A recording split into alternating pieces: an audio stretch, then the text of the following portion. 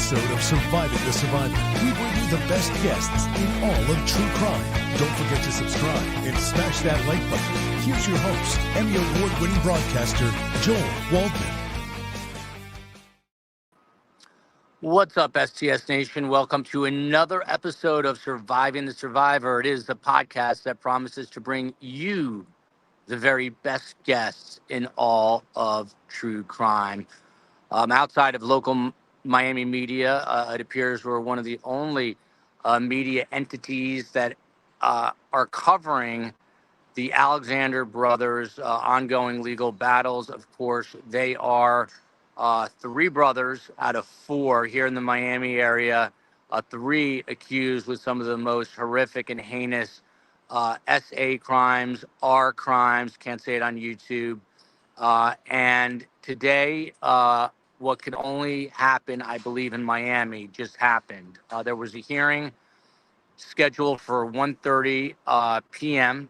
I got to the courthouse, same federal courthouse as was Friday for Alone's hearing, although this time they told us that the hearing was moved to another building. So you see that federal courthouse behind me. There's a cluster of them here in Miami. And long story short, you go through the rigmarole with the federal courthouse, very serious, no cell phones, no electronics, no nothing. You basically have to leave your life at the door and go upstairs. It's kind of nice, though, because I get to bring a reporter's notepad up there.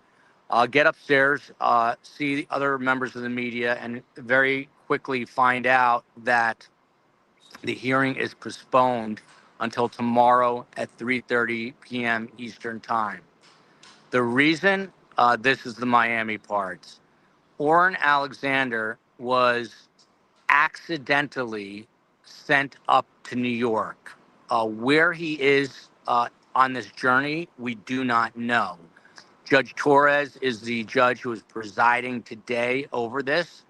He came out about 10 to 15 minutes late. There were other defendants in the gallery. They were sitting in the jury box, actually, what would normally be the jury box. But noticeably absent were Alone and Oren. Now, there was talk that Alone would be here as well. His attorney, of course, is Howard Shrebnick. But Alone was not scheduled to be here to begin with. It was just supposed to be Oren Alexander and his attorney, Mr. Klugh, Klugh. And today they were supposed to have a removal hearing about anytime you're moved from one jurisdiction to another, it's got to go through the proper channels. And then secondly, a home detention hearing, which was denied to Alone on Friday. Again, none of that happened, and you heard me right the first time. Oren Alexander, the twin brother of Alone Alexander, who is here, was accidentally, the judge used the word, shipped up to New York City. Now, there was talk about whether they were driving him, whether they were flying him. It seems like they would fly. It's a very long trip up, at least probably 15 to 18 hours, especially with bad weather. The question coming in from IGG Rocks, how does someone accidentally get sent out of state? Welcome to Miami. I reported here. It is a crazy set of circumstances, and the judge was sort of sheepish in explaining this. It was so awkward because the U.S. government was there. There was a representative named Tom Haggerty, who's the United States Assistant Attorney. He was there on behalf of the government, but there was no Oren and there was no Klugh, no Klugh, literally and figuratively, the attorney for Oren Alexander. They got word that Oren was accidentally shipped up to New York, and so the attorney didn't even show up to court, and so the judge was a little peeved by that, I would say, but he kind of understood it and took it as a miscommunication. The judge did, again, kind of sit there with his tail between his legs, and he sort of put the onus on the U.S. Marshals. He said it was a miscommunication, obviously. a mix-up, and quote unquote, the U.S. Marshals shipped him up to New York City. Now, what's interesting in New York City is that there was a deal, or is a deal, on the table. That's where all the federal charges were filed. So you have Tal Alexander, the 38-year-old brother. He's believed to be in New York already. Alone Alexander was the one who had the court hearing on Friday. He's one half of the twins. Alone Alexander, he also is believed to be up in New York City. However, he had to stay through Tuesday night. So where Alone is right now is sort of a mystery. Is he in Miami, or is he up in New York, or is he on his way up to New York? And then the third piece of this puzzle, at least right now, is Alone's twin, Oren Alexander. And he, again, was taken mistakenly by the U.S. Marshals up or toward New York City. We're not sure where in the route he is. So it is a great question, by the way. Did they mix up the twins? There was talk about that amongst us media people. They can confuse people. They did that. It's part of their MO with some of their crimes, is that they would, switch identities, if you will. Oren would say he's Alone. Alone would say he's Oren, etc. But as far as the federal charges, all three brothers and the federal government have come to some sort of agreement, from what I understand, that when they all arrive in New York, they're going to have a joint bail hearing. They are, once again, all three jointly, this time they did it separately here in Miami, but when they go to New York, they're jointly going to try to get home detention, some sort of bail to get them out. They were very successful real estate agents, and one, the president of a security firm. So they've got places and the means where to stay in New York. The question is, will the judge allow bail? They're going to have the hearing again jointly. That could happen as soon as later this week. My gut tells me there's no way they're getting any kind of home detention at all, whether on this level or the federal level. COE. Charlie Delta Whiskey is asking, did they mix up the twins?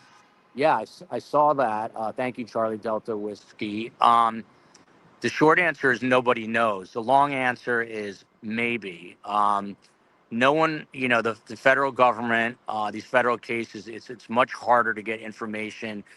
The dockets don't appear to be updated as frequently as they should be.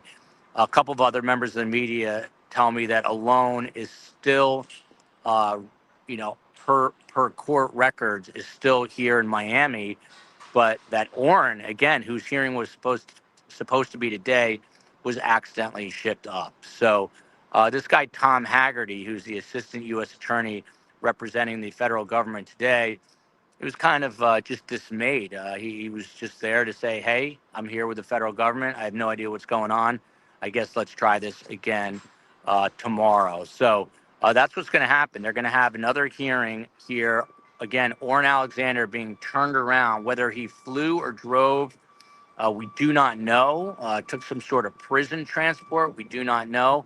But the judge made it abundantly clear that they're having him turn around or come back to be here. And that is why the hearing is likely later in the day tomorrow. But again, once all three brothers are in New York for sure, and we know that they are there, there's going to be a joint bail hearing. Unlike here in Miami, the three of them will be together for this joint bail hearing to try to get some sort of home confinement pending their trial. I don't think it's going to work for them. And if it doesn't work, it's pretty bad news, because then the three of them are headed to Brooklyn, MDC, the home of Sean Diddy Combs, Sam Bankman-Fried, and other notorious inmates. Tonight, we're actually going to be doing a full recap on this story at 7 o'clock. We have someone formerly of MDC. We have Darby Fox, who's an excellent psychologist, and Ken Belkin, who's a very well-known criminal defense attorney out of New York City. So they're going to join us tonight at 7 o'clock. Purple Coconut here, they misplaced them while in custody. Imagine if they are paroled. Exactly, which I think this is going to make the case that much stronger for the fact that they are not going to be seeing the light of day anytime. Is it wrong that part of me is happy he got sent somewhere freezing cold? I'll tell you what. I know you guys don't want to hear me complain, but it's only in the 60s here in Miami, which is mink coat weather. Although I've not seen any mink coat. So the purpose of today's hearing, great question, um, was basically a movement from jurisdiction to jurisdiction.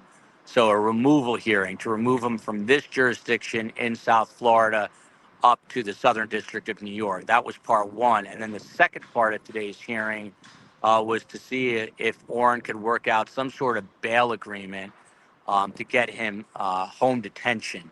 Now, this failed miserably for Tal. It failed miserably for Alone. And I assume it is going to fail miserably when Oren is sent back here tomorrow.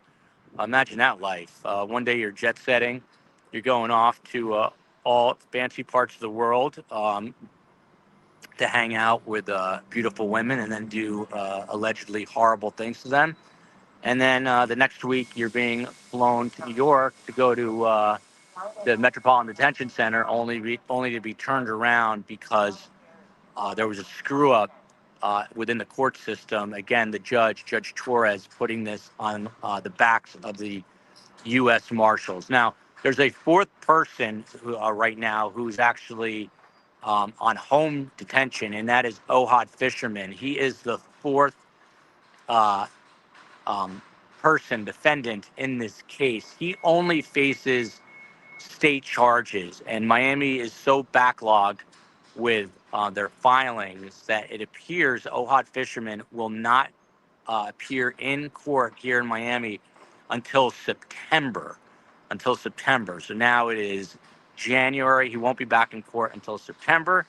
And some of the betting odds are that it'll be pushed even later. Now, if you get a good look at this guy, Carm, the matriarch of Surviving the Survivor, she's gone eye to eye with this guy because he's a neighbor of hers. He lives in the same building. Last time I think I told the story, I was at Carm's place. There was actually one of those real estate cards that she received in the mail that said Ohad Fisherman. He was selling a property. I think he's going to have a hard time doing any business because he is shackled by an ankle monitor. Carm did see him in the building the other day. I said, "What'd you do, Carm?" She said, "I looked down. I didn't want to deal with it." But if I see him, I'm going to say, "Hey, do you want to talk with that little ankle monitor on and tell me your perspective about what's happening?" The feds are probably likely leaning on him quite heavily. He was on a honeymoon in Japan and arrived back only to then find out that he is going to be under home confinement. I see the COE holding something up there. I can't tell what that. Oh, that's the card. That is the card. Is that the card? That's the card that was at Carm's unit in the same building where she is a neighbor of Ohad Fisherman. Now, back to Friday for one moment, because it was a bit controversial, at least in my eyes, and I was hoping to get some follow-up questions, but he is not here. Howard Shrebnick, Srebnick. He is the very, very, very savvy criminal defense attorney handling Oren Alexander, who's in that green turtle suit there. On Friday, after the hearing, we were on the steps of a different building, not this building, and I asked him about the 40 plus accusers who have come forward, to which he responded, "They're all lying."